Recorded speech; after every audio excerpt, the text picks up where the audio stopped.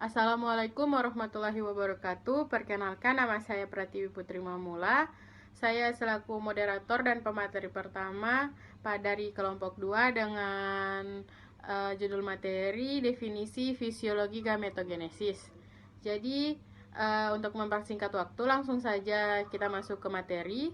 Kebetulan pemateri pertama adalah saya, jadi kita langsung masuk kepada definisi fisiologi gametogenesis. Jadi, apa itu fisiologi gametogenesis? Fisiologi gametogenesis adalah cabang ilmu biologi yang mempelajari proses pembentukan gamet atau sel reproduksi dalam tubuh makhluk hidup. Proses ini melibatkan serangkaian tahapan kompleks yang terjadi di dalam organ reproduksi jantan dan betina, yaitu testis pada pria dan ovarium pada wanita. Untuk secara umum, proses gametogenesis ini terdiri dari dua tahapan utama, yaitu oogenesis dan spermatogenesis. Kemudian pada slide selanjutnya dapat kita lihat ada anatomi dari sistem reproduksi pria dan wanita. Kemudian pada slide selanjutnya ada definisi tentang oogenesis. Jadi apa itu oogenesis? Oogenesis adalah proses pembentukan sel telur pada wanita. Oogenesis terjadi di dalam folikel ovarium, serta ada tahapan-tahapan dalam oogenesis meliputi oogania atau sel punca, oosit primer atau sel diploid yang mengalami pembelahan meiosis. Kemudian ada oosit sekunder atau sel yang telah mengalami pembelahan meiosis 1, dan ovum atau sel telur matang yang siap untuk fertilisasi. Kemudian untuk slide selanjutnya di sini ada anatomi dari oogenesis, dapat kita lihat. Itulah pemaparan materi pertama dari saya. Untuk pemateri selanjutnya saya persilahkan. Assalamualaikum warahmatullahi wabarakatuh. Perkenalkan, saya Karina Samuel. Saya sebagai pemateri kedua. Di sini tahapan oogenesis. Tahapan oogenesis melibatkan serangkaian proses kompleks yang terjadi dalam ovarium. Berikut adalah tahapan-tahapan dalam oogenesis. Yang pertama ada oogonia. Oogonia adalah tahap pertama dalam pembentukan sel telur pada proses oogenesis dalam ovarium. Oogonia kemudian mengalami beberapa tahapan perkembangan untuk menjadi sel telur yang matang. Dan di sini ada contoh oogonia normal. Oogonia normal pada ovarium manusia berbentuk bulat atau bulat telur dan ditemukan di antara sel somatik dan oosit yang berdekatan pada fase perkembangan yang berbeda, seperti contoh gambar yang ada di bawah ini. Yang kedua ada oosit primer dan oosit sekunder. Oosit adalah telur yang belum matang dari betina yang berproduksi secara seksual. Oosit primer terbentuk sebelum kelahiran, sehingga seorang wanita dilahirkan dengan oosit primer sebanyak yang ia miliki. Saat pubertas dimulai, oosit primer akan membela untuk menghasilkan oosit sekunder. Oosit primer bersifat diploid dan melalui meiosis atau melibatkan dua pembelahan untuk menghasilkan oosit sekunder yang haploid. Perkenalkan, nama saya Christina Rauf. Di sini saya akan memaparkan materi saya, yaitu meiosis 2. Meiosis 2 merupakan tahap kedua dari pembelahan meiosis. Pada tahap ini terjadi pembelahan kromatid bersaudara. Secara fisik, proses ini sama dengan mitosis, walaupun hasil genetisnya sangatlah berbeda. Hasil meiosis 2 ini adalah 4 sel haploid NK dari 2 sel haploid yang masih memiliki kromatid bersaudara (N2K) yang dihasilkan dari meiosis. 4 tahapan dari meiosis 2 adalah profasi 2, metafasi 2, anafasi 2, dan telofasi. Ovum atau dikenal juga sel telur wanita merupakan bagian terpenting dari sistem reproduksi. Ovum yang bertemu dengan sel sperma nantinya akan mengalami pembuahan dan terjadi kehamilan pada wanita. Setiap wanita akan menghasilkan sel ovum setiap bulannya. Jika tidak dibuahi, maka sel telur akan luluh dan menjadi siklus menstruasi. Definisi ovulasi. Ovulasi adalah proses pelepasan sel telur matang dari induk telur atau biasa disebut dengan ovarium wanita. Proses ini biasanya terjadi sekali setiap siklus menstruasi. Biasanya sekitar pertengahan siklus. Ovulasi terjadi ketika folikel yang ada di dalam ovarium pecah melepaskan sel telur yang kemudian siap untuk dibuahi oleh sperma jika terjadi pembuahan. Ovulasi merupakan tahap penting dalam siklus reproduksi wanita dan merupakan saat yang optimal untuk kehamilan. Periode ovulasi seringkali merupakan waktu yang paling subur bagi wanita yang ingin hamil. Selanjutnya di sini ada definisi menstruasi. Menstruasi atau yang sering disebut haid atau datang bulan adalah proses yang dialami oleh wanita ketika lapisan dalam rahim atau endometrium yang telah berkembang dalam siklus sebelumnya terlepas dan dikeluarkan melalui vagina. Proses ini biasanya terjadi setiap bulan pada wanita yang tidak hamil, sebagai bagian dari siklus menstruasi mereka. Menstruasi terjadi sebagai respon terhadap perubahan hormon dalam tubuh wanita, terutama penurunan kadar hormon estrogen dan progesteron setelah ovulasi jika pembuahan tidak terjadi. Siklus menstruasi umumnya berlangsung sekitar 28 hari, tetapi rentang normalnya bisa antara 21 hingga 35 hari tergantung pada individu.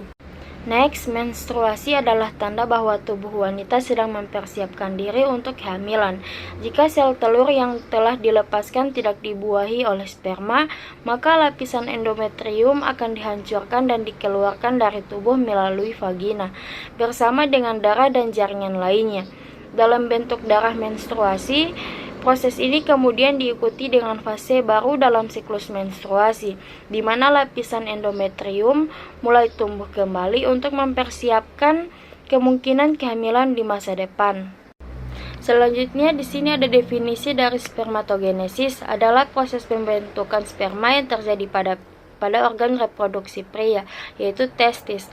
Proses ini melibatkan serangkaian perubahan sel-sel germinal dalam testis yang menghasilkan sperma yang merupakan sel reproduktif pria. Spermatogenesis dimulai dari sel-sel germinal yang disebut spermatogonia di dalam tubulus seminiferus pada testis.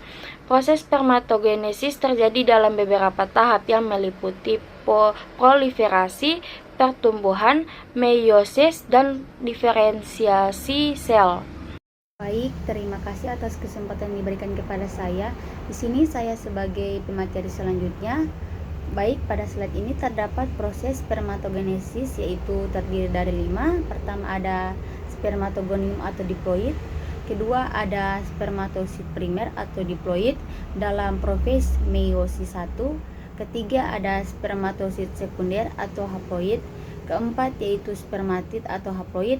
Dan terakhir ada sel sperma atau haploid. Next, pada slide selanjutnya terdapat proses spermatogenesis yang berlangsung dalam waktu sekitar 64 sampai dengan 72 hari dalam testis dan memerlukan kondisi lingkungan yang tepat, termasuk suhu tubuh yang rendah dan kontrol hormonal yang tepat. Spermatogenesis terus berlangsung sepanjang masa reproduksi pria dan memungkinkannya untuk terus menghasilkan sperma. Selanjutnya, definisi ereksi yang terbagi dua. Pertama, ereksi adalah fenomena fisiologis di mana penis pria menjadi tegang, keras, dan membesar. Proses ini terjadi sebagai respon terhadap stimulasi seksual atau rangsangan fisik lainnya. Ereksi melibatkan interaksi kompleks antara sistem saraf, pembuluh darah, hormon, dan faktor psikologis. Yang kedua yaitu secara anatomis, ereksi terjadi ketika pembuluh darah di penis melebar dan mengisi dengan darah, yang menyebabkan jaringan ereksi yang disebut corpora cavernosa dan corpus spongiosum menjadi membesar dan mengeras. Baik, perkenalkan nama saya Wiranti Pakaya, pemateri ke-6. Proses ini terjadi karena stimulasi saraf yang memicu pelepasan neurotransmitter seperti oksida nitrat yang memicu relaksasi otot polos di dinding pembuluh darah dan meningkatkan aliran darah ke dalam penis. Peningkatan aliran darah ini menyebabkan pembesaran dan pengerasan penis. Yang kedua ada ereksi dapat terjadi secara spontan seperti ketika seseorang terbangun dari tidur atau ketika seseorang merasakan rangsangan seksual atau rangsangan fisik lainnya. Ereksi juga bisa dipicu oleh faktor psikologis seperti gairah seksual atau rangsangan visual. Ereksi yang berkelanjutan dan dapat dipertahankan adalah penting untuk melakukan hubungan seksual yang memuaskan. Slide selanjutnya ada definisi edukasi. Edukasi adalah proses fisik di mana cairan sperma dikeluarkan dari uretra pria melalui penis. Ini adalah bagian dari respons seksual pria yang terjadi selama orgasme. Ejakulasi biasanya disertai dengan sensasi kenikmatan yang intens, yang merupakan bagian dari pengalaman seksual yang memuaskan. Proses ejakulasi dimulai ketika impuls saraf dari sistem saraf otonom mengirimkan sinyal ke organ reproduksi pria untuk memicu kontraksi otot yang mendorong sperma dari testis melalui saluran ejakulasi dan akhirnya keluar melalui uretra. Selama ejakulasi, cairan semen dicampur dengan sperma dari vesikula seminalis dan kelenjar prostat, membentuk apa yang kita kenal sebagai cairan mani. Ejakulasi biasanya merupakan bagian dari siklus respons seksual pria yang meliputi tahap gairah, palenteua, orgasme, dan resolusi. Orgasme yang merupakan puncak dari respons seksual seringkali terjadi bersamaan dengan ejakulasi, tetapi tidak selalu sama.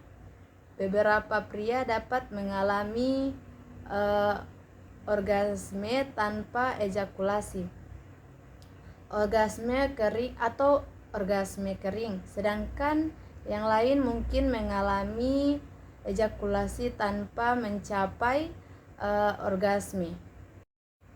Penyakit dan kodifikasi terkait fisiologi gametogenesis. Yang pertama ada penyakit sperma kosong, terminologi medis azoospermia, kode ICD-10 tahun 2010, N46, kode ICD-10 tahun 2016, N46. Yang kedua ada endometrium, terminologi medis endometriosis, kode ICD-10 tahun 2010, N85, kode ICD-10 tahun 2016, N80. Yang ketiga ada gangguan kesuburan, terminologi medis infertilitas, kode ICD-10 tahun 2010, N97, kode ICD-10 tahun 2016, N97. Yang keempat ada sindrom polikistik ovarium, terminologi medis policitis ovari sindromi atau PCOS, kode ICD-10 tahun 2010, E28.2, kode ICD-10 tahun 2016, E28. Yang terakhir ada sperma pria yang keluar terlalu sedikit, terminologi medis oligospermia, kode ICD-10 tahun 2010, N46.0, kode ICD-10 tahun 2016, N46.9. Kesimpulan dari gametogenesis adalah proses penting dalam reproduksi seksual manusia yang melibatkan pembentukan sel-sel reproduktif atau sperma pada pria dan ovum pada wanita yang matang. Proses ini terjadi melalui serangkaian tahapan kompleks yang melibatkan pembelahan sel, pertumbuhan, meiosis, dan diferensiasi sel. Spermatogenesis terjadi di dalam testis pada pria, Sedangkan oogenesis terjadi di dalam ovarium pada wanita. Spermatogenesis menghasilkan beberapa sperma matang setiap hari dan memungkinkan reproduksi kontinu selama masa reproduktif pada pria. Sementara itu, oogenesis menghasilkan satu ovum matang setiap bulan selama siklus menstruasi wanita. Proses ini diatur oleh faktor hormonal dan lingkungan yang tepat. Keduanya penting dalam menjaga kelangsungan hidup spesies dan memberikan kontribusi penting dalam pembentukan keturunan yang sehat. Namun gangguan dalam gametogenesis dapat menyebabkan masalah kesuburan dan reproduksi.